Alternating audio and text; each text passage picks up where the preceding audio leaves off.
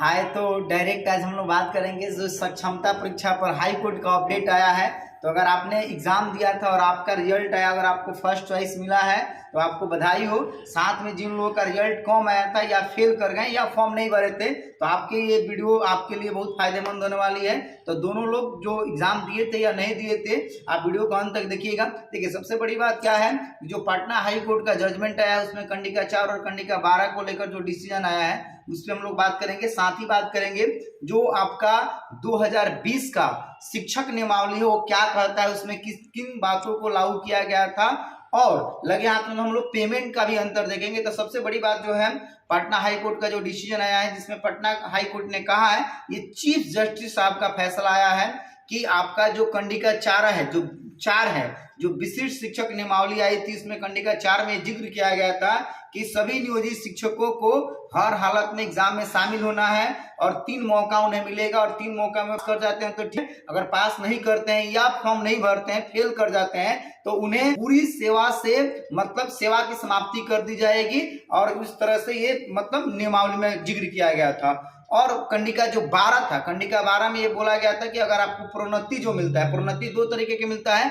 एक मतलब grade change होता है, जैसे मान लीजिए कि बेसिक ग्रेड के शिक्षक है तो स्नातक ग्रेड में जाते हैं, 8 साल जो एक्सपीरियंस होता है। साथ ही जो प्रधान शिक्षक का पोस्ट हुआ है, बना है, उसमें मतलब ये जिक्र किया गया था कि आपका जो प्रमोशन होता था उसे लागू कर दिया गया है। मतलब कंडिका 12 में इसका जिक्र हुआ है, इसे लागू कर दिया गया है। बाकी एसीपी वगैरह का लाभ को लेकर इस पर शिक्षा विभाग अपना बहुत जल्द अपडेट देगा और ये गजेटेड में प्रकाशित भी होगा, क्योंकि पटना हाईकोर्ट का जजमेंट है, चीफ जस्टिस साहब ने ये जजमेंट सुनाया है। साथ ही इसमें बिहार सरकार बहुत पहले से शपथ पत्र दायर की थी कि हम किसी भी शिक्षक को हटाने नहीं जा रहे हैं, मतलब कि आपको 5 अटेम्प्ट दे रहे हैं और स्वेच्छा से आप दीजिए या नहीं दीजिए। कई बार के पाठक सर ही बोले थे।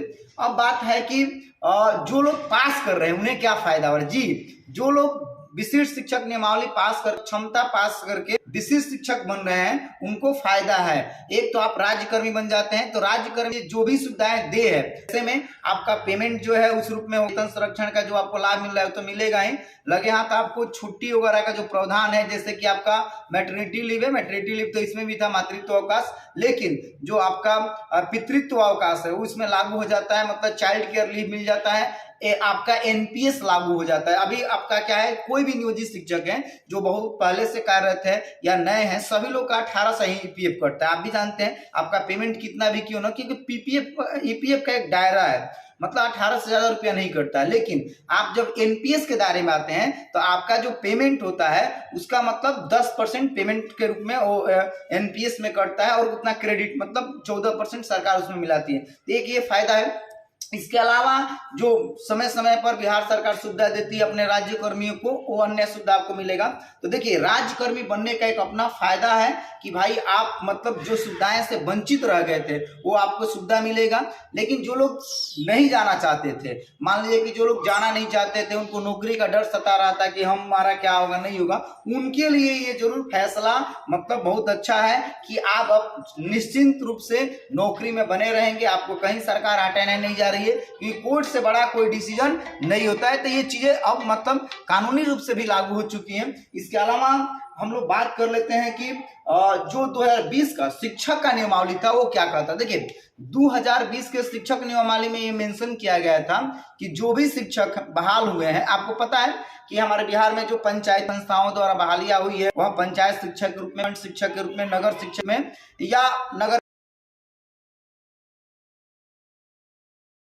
लाभ है, वह मतलब स्नातक ग्रेड में प्रमोशन के लिए या प्रधान शिक्षक या प्रधानाध्यापक में प्रमोशन के लिए 50% सीट भरने के लिए वो लागू रहेगी। हालांकि बिहार सरकार इस पर बहुत जल्द शिक्षा विभाग मतलब अपना जो भी चीजें हैं हाई कोर्ट का ऑर्डर को लेकर मेंशन करके बहुत जल्द इसमें प्रकाशित भी करेगा। शिक्षा विभाग अपना नोटिफिकेशन भी जारी करने वाला है ताकि मतलब जो हाई कोर्ट का ऑर्डर है लागू किया जा सके। और भविष्य में अब आप डरने की बात नहीं है कि जो नियोजित शिक्षक है वो सर्विस से हटने जा रहे हैं। तो ये तमाम तरह के जो अपडेट हैं ये आए हैं और इसका प्रभाव देखने को ही मिलेगा। हालांकि जिन लोगों को फर्स्ट चॉइस मिला है सक्षमता में पास किए हैं उन्हें अपना नया विद्यालय ज्वाइन करना चाहिए, क्योंकि आप राज्यकर्मी बनते हैं तो आपको तमाम तरह की सुविधाएं दे होते हैं और वो आपको फायदेमंद होता है। सबसे बड़ा इसमें एनपीएस होता है, जो ईपीएफ आपका 1800 रुपये कटता है उसमें जाकर ज्यादा कटेगा, साथ में आपका छुट्टी वगैरह का लाभ मिल जाता है। और राज्यकर्मी आप देखें अभी ईसीआई ने स्पष्ट जिक्र किया है कि जो नियोजनवाद से मतलब है, जिनका नियोजन हुआ है उनको मतलब अधिकारी के रूप में नहीं बनाना है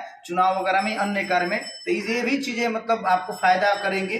तो आप जरूर पास किए हैं तो आप राज्यकर्मी बनिए, विशिष्ट शिक्षक बनिए, आपके लिए फायदे की बात है और मतलब मेरा ये फुली सपोर्ट रहेगा। बाकी अगर आप नियोजित भी रहना चाहते तो रह सकते हैं, आपको कोई दिक्कत नहीं है। बाकी मेरा वीडियो कैसा लगा, वीडियो अच्छा लगा तो लाइक कीजिए, वीडियो को अधिक से अधिक शेयर कीजिए और जो भी दिक्कत हो आप जरूर कमेंट कीजिए। ओके, जय हिंद, जय बिहार।